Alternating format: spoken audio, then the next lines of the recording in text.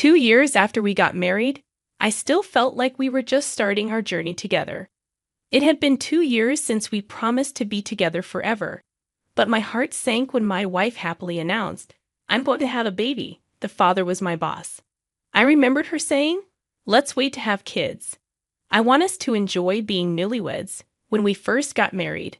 My name's Ryan Kitchen, and I turned 30 this year. I married Susan 2 years ago after meeting her at work. Even though we worked in different parts of the company, I couldn't help but admire her beauty whenever we passed each other in the office or shared an elevator ride. When a coworker finally introduced us, my heart soared with joy. I'd always looked for chances to chat with Susan, and I wasn't going to miss this one. I watched all the movies and read the books she suggested. Slowly but surely, my efforts to get closer to her were paying off. At that time, it seemed Susan had a boyfriend, but I didn't pry too much into it. I was showing her that it didn't matter to me.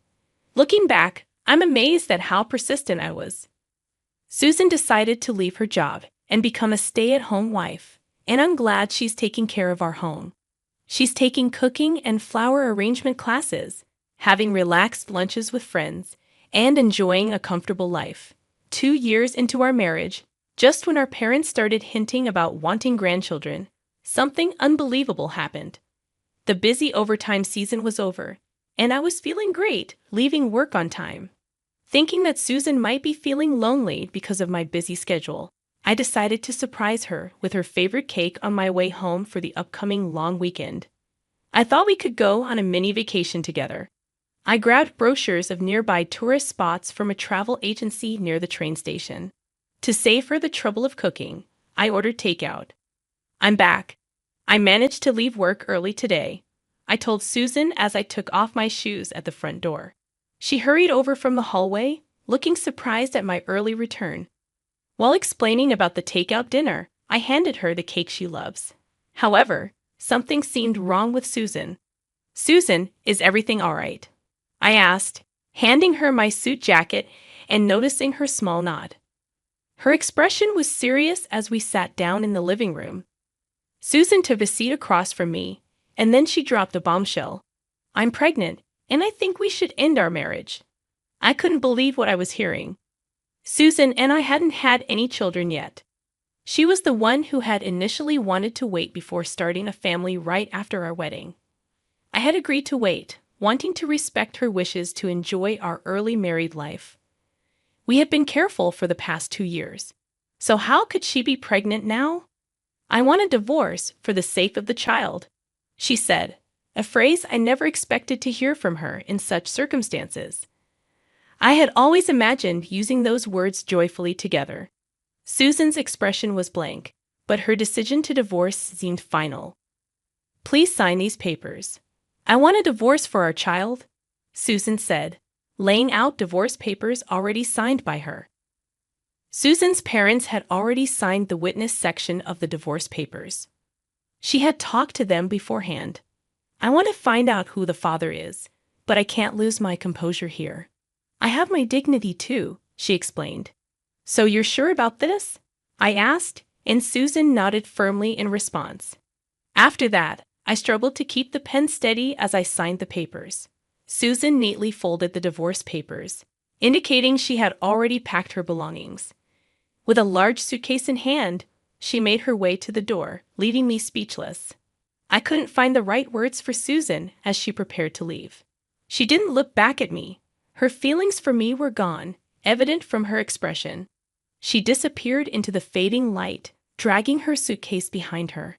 All I could do was watch her leave. That night, I drank alone until I passed out. Waking up in the living room, I realized I had caught a cold. It wasn't just a hangover. I was plagued by headaches and chills. I called my workplace and said I needed a sick day to recover. Reflecting on last night, I wondered if it had all been a dream. But there sat the liquor bottle and the pen on the living room table, reminding me it wasn't a dream. Susan had really betrayed me and left. Reality hit me hard, and my chest ached with pain. It's true what they say, the harder they fall. I couldn't believe how much I now despised Susan, the woman I had once loved so deeply. Determined to find the other man, I spent the day searching through Susan's belongings. Despite my anger, I couldn't help but notice the ring and bracelet I had given her during our dating days still in the jewelry case.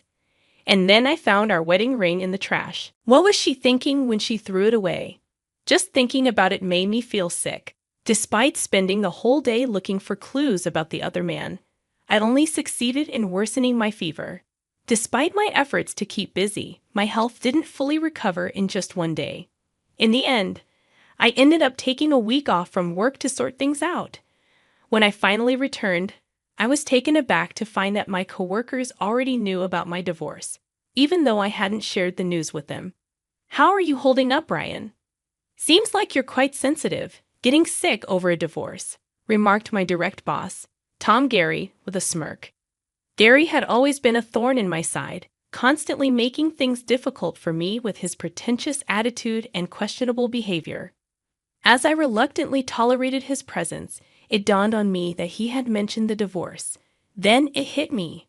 Before Susan and I got married, she and Gary used to work together in the same department. "Didn't Susan inform you about the divorce? Or were you too busy nursing your fragile ego?" He taunted, and suddenly everything clicked into place. "Are you the father of Susan's baby?" I asked through gritted teeth. Gary, with an air of superiority, confirmed it. "That's correct," he replied, clearly enjoying my discomfort. In that moment, I didn't fully comprehend the gravity of my actions. When I regained consciousness, Gary lay sprawled across the room, surrounded by a toppled chair and scattered desk items. My fist throbbed with a dull pain, a testament to the altercation. The scene resembled a chaotic festival, with some people assisting Gary while others attempted to restrain me. Despite being struck, Gary found amusement in the situation, laughing at the trouble I had unwittingly invited. He had manipulated me into losing control. Gary happened to be the grandson of the company's founder, making matters worse. By punching him, I had assaulted a future executive. Predictably, I was suspended and ultimately terminated from my job. Now, I was not only unemployed but also abandoned by my wife. My life spiraled into disarray. Though I knew I needed to find work to survive, my actions lagged behind my thoughts. Daytime became an excuse to drink, and nightfall brought more of the same. It was a self-destructive cycle, devoid of motivation. The only solace was my savings, a result of past diligence.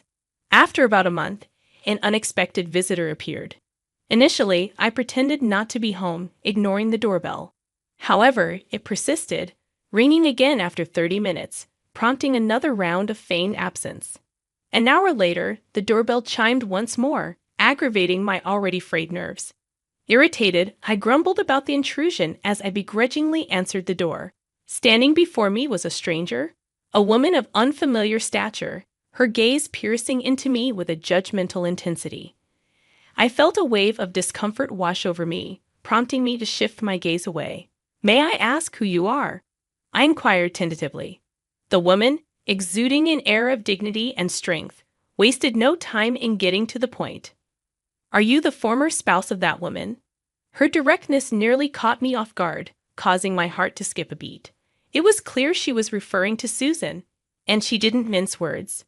She introduced herself as Lillian Gary, confirming my suspicions about her relationship with Gary. The prying eyes of the neighborhood ladies passing by only added to my unease. I had always found their penchant for gossip unsettling. "Please come inside," I offered hastily, hoping to avoid further speculation. Lillian accepted the invitation graciously and stepped into the disarray of my home without hesitation. I hadn't made any effort to tidy up, but she didn't seem deterred. As we entered the cluttered living room, she silently began to gather the scattered debris. "I can handle that myself," I protested weakly, but she dismissed my objections. "We can't have a meaningful conversation amidst this chaos, can we? If you're not going to assist, please take a seat," she snapped, so I straightened up and settled onto the couch, watching in silence as she efficiently tidied up the room. "Why don't you freshen up?" she suggested. Her words caught me off guard, prompting me to hurry to the bathroom.